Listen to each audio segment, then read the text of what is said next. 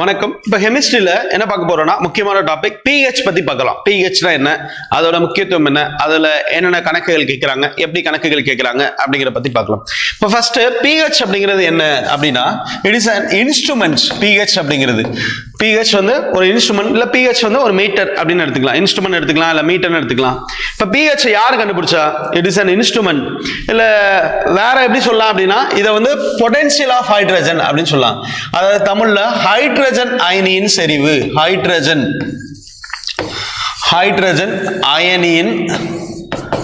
அயனியின் செறிவு அப்படிங்கிறது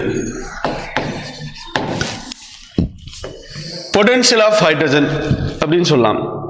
இப்போ பொட்டன்ஷியல் ஆஃப் ஹைட்ரஜன் இல்லை கான்சன்ட்ரேஷன் ஆஃப் ஹைட்ரஜன், ஹைட்ரஜன் அயனியை வச்சு ஹைட்ரஜன் அயனியின் செறிவை வச்சு இது அமிலமா காரமா அப்படின்னு கண்டறியலாம். இதை யார் கண்டுபிடிச்சாங்க அப்படின்னு பார்த்தோம்னா, டேனியல் அறிஞர் எஸ்பிஎல் சாரன்சன் அப்படிங்கிறவர் தான் கண்டுபிடிச்சார். எஸ்பிஎல் சாரன்சன்.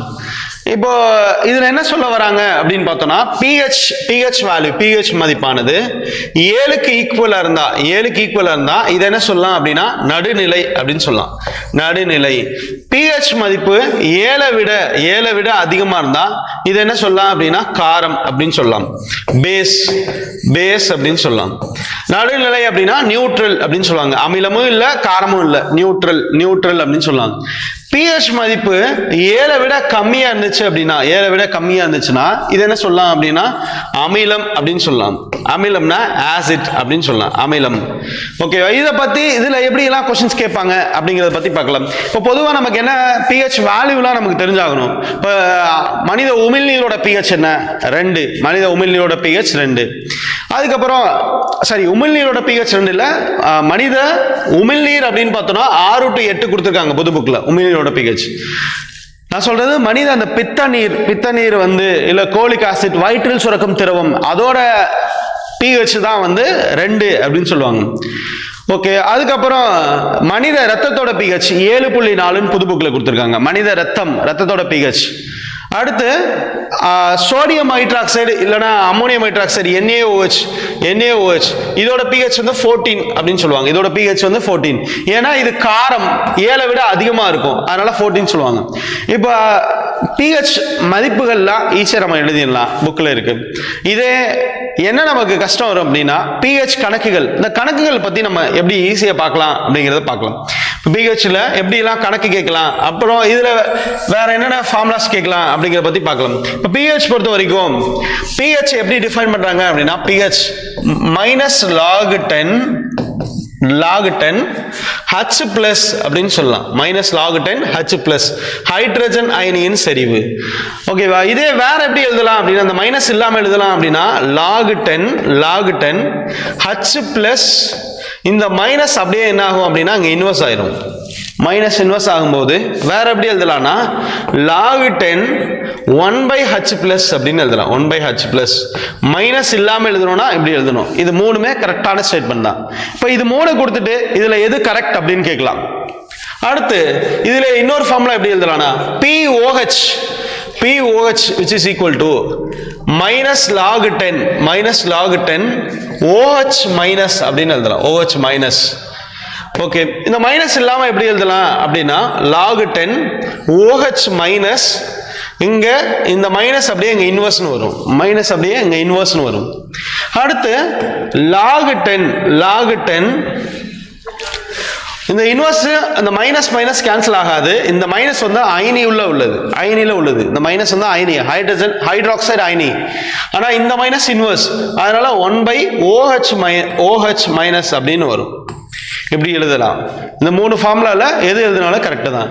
அடுத்து இன்னொரு ஃபார்முலா என்ன சொல்லலாம் அப்படின்னா, இது ஃபர்ஸ்ட் ஃபார்முலா, இது 2வது ஃபார்முலா. அடுத்து 3வது ஃபார்முலா என்ன சொல்லலாம்னா PHஐயும் பிளஸ் OHஐயும் கூட்டுனா எனக்கு 14 வரணும். 14 PHஐயும் POHஐயும் கூட்டினா 14 வரணும். அப்ப இந்த 3 ஃபார்முலாவும் PH கணக்குகளுக்கு நம்ம பார்த்துக்கணும். இது ஃபர்ஸ்ட் ஃபார்முலா, இது 2வது ஃபார்முலா, செகண்ட் ஒன், இது 3rd. அப்ப 3 ஃபார்முலா. PHனா என்ன, POHனா என்ன, PHஐயும் POH கூட்டினா நமக்கு என்ன வேல்யூ வரும் அப்படிங்கிற பத்தி. இப்ப இதுல கணக்குகள் எப்படி கேட்கலாம் அப்படிங்கிற பத்தி பார்க்கலாம். கணக்குகள் எப்படி கேட்கலாம் அப்படிங்கிற பத்தி இந்த ஃபார்முலா வச்சு இப்போ பார்க்கலாம். நம்ம இதில் ஃபர்ஸ்ட் கணக்கு எப்படி கேட்கலாம் அப்படின்னா, இப்போ ஃபர்ஸ்ட் கணக்கு பாருங்களேன். ஒரு கரைசல் இல்ல ஒரு சொல்யூஷன், ஒரு கரைசலின் ஹைட்ரஜன் அயனியின் செறிவு, அதாவது எதோட செறிவு கொடுக்குறாங்க, ஹைட்ரஜன் அயனியின் செறிவின் மதிப்பு 0.001 அப்படின்னு கொடுக்குறாங்கன்னு வச்சுக்கோங்களேன். ஒரு கரைசலின் ஹைட்ரஜன் அயனியின் செறிவின் மதிப்பு 0.001 அப்படின்னு கொடுக்குறாங்க அப்படின்னா, நம்ம இதோட மோல் அப்படின்னு கொடுத்துட்டாங்க. இதை நார்மலாக நம்ம எப்படி எடுத்துக்கலாம், 1 × 10⁻⁻4 மோல்னு எடுத்துக்கலாம். 1 × 10⁻⁻4 மோல் அப்படின்னு எடுத்துக்கலாம். இப்போ இதில் நம்ம ஃபார்முலாக்கு என்ன பண்ணுவோம், ஃபார்முலாவில் pHக்கு என்ன ஃபார்முலா, -log10 H+ அப்படின்னு எழுதலாம். H+, அப்போ -log10, இந்த H+ ஓட வேல்யூ எழுதலாம். log10 1 × 10⁻⁻4 இந்த வேல்யூ அப்படியே எழுதணும். அப்போ நமக்கு ஃபார்முலா தெரியும். என்ன ஃபார்முலா தெரியும், log AB அப்படின்னா log log A + B ன்னு எழுதலாம். இப்போ இங்க மல்டிப்ளைல இருக்கு, அதனால என்ன எழுதலாம், இந்த மைனஸ் வெளில வச்சுக்கலாம் காமனா. log 10 1 plus log 10 10⁻⁻4 அப்படின்னு எழுதலாம். log 1ஓட மதிப்பு 0, அதனால இது தேவையே இல்லை. log 1ஓட மதிப்பு 0.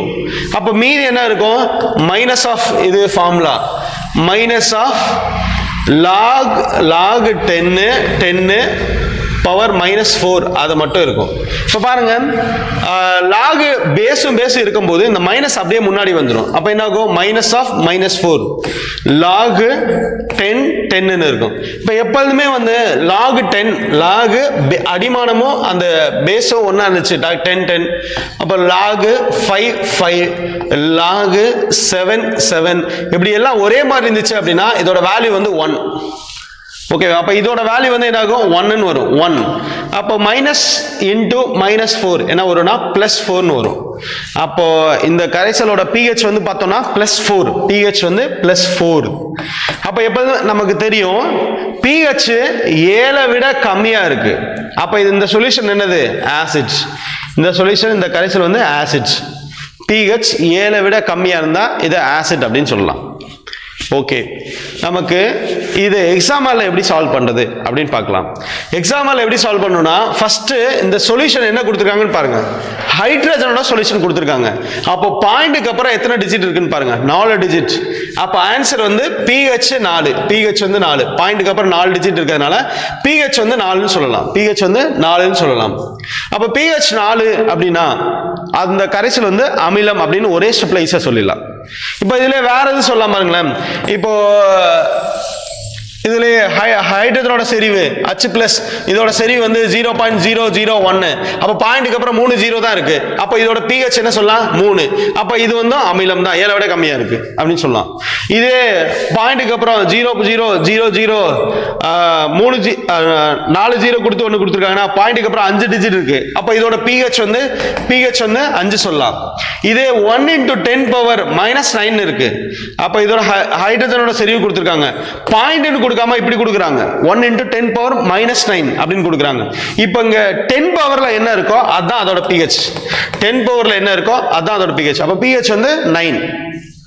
Okay, pH 9.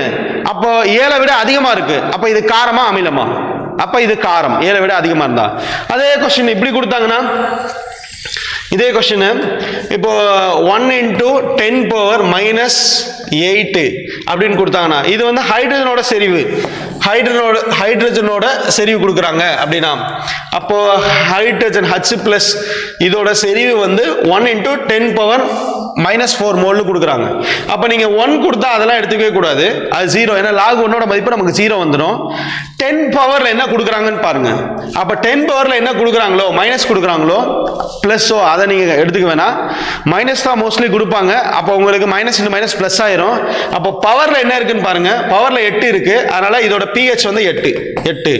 அப்ப 7 விட அதிகமா இருக்கு, அதனால இத காரம் அப்படின்னு சொல்லலாம். 7 விட அதிகமா இருக்கு, காரம் சொல்லலாம். ஓகே, இப்போ இது மாதிரி ஒரு கொஸ்டின் பார்க்கலாம். இப்போ ஒரு கரைசலின் ஹைட்ராக்சைடு அயனியின் செறிவு OH மைனஸ் அயனியின் செறிவுன்னு கொடுக்குறாங்க. ஒரு கரைசலின் ஹைட்ராக்சைடு அயனியின் செறிவு கொடுத்துருக்காங்க. இது என்ன கொடுத்துருக்காங்க அப்படின்னா 1 × 10⁻⁻9 மோல்னு கொடுத்துருக்காங்க. ஓகேவா? அப்போ நம்ம இதை வச்சோன்னா என்ன சொல்லிடலாம், POH கண்டுபிடிச்சிடலாம். POH OH வந்து 10 பவர்ல என்ன இருக்கு பாருங்க, 9 இருக்கு. அப்போ POH வந்து 9. நமக்கு மூணாவது ஃபார்முலா ஒன்று சொன்னேன். என்ன சொன்னேன்? PHஐயும் பிளஸ் POHஐயும் கூட்டினா நமக்கு என்ன வரணும்? 14 வரணும். நமக்கு POH வந்து 9 தெரியும். ஓகேவா? அப்போ pH நம்ம கண்டுபிடிச்சிடலாம். Plus 9 equal to 14. அப்போ pH என்ன வரும்? 14 மைனஸ் 9 வரும். அப்போ 14 minus 9 pH equal to 5. Okay, அப்போ pH 5 அப்படிங்கிறது 7 விட கம்மியா இருக்கு. 7 விட கம்மியா இருக்கு. அப்போ இந்த சொல்யூஷன் என்ன வரும்? அமிலம், ஆசிட் அப்படின்னு வரும். இந்த சொல்யூஷன் என்ன வரும்? ஆசிட், அமிலம். ஒன்னே ஒன்று தெரிஞ்சுக்கோங்க, POH வச்சு அமிலமா காரமான்னு நம்மளால சொல்ல முடியாது. நீங்க என்ன கண்டுபிடிக்கணும்? pH கண்டுபிடிக்கணும். pH எதுல இருந்து கழிக்கணும்? 14ல இருந்து கழிக்கணும். ஏன்னா pHஐயும் POHஐயும் கூட்டினா நமக்கு 14 கிடைக்கும். அதனால அதுல இருந்து கழிக்கணும். ஓகே, இப்படி கழிச்சீங்கன்னா நமக்கு ஈஸியா ஆன்சர் சொல்லிடலாம். இதுதாங்க pH கணக்குகள். ஓகேவா? pH கணக்குகள் பத்தி நமக்கு 10th புக்ல இருக்கு. அதுல நீங்க சால்வ் பண்ணீங்கன்னா அந்த 2 டைப்ல இருந்து தான் கொஸ்டின்ஸ் கேட்பாங்க. தேங்க்யூ.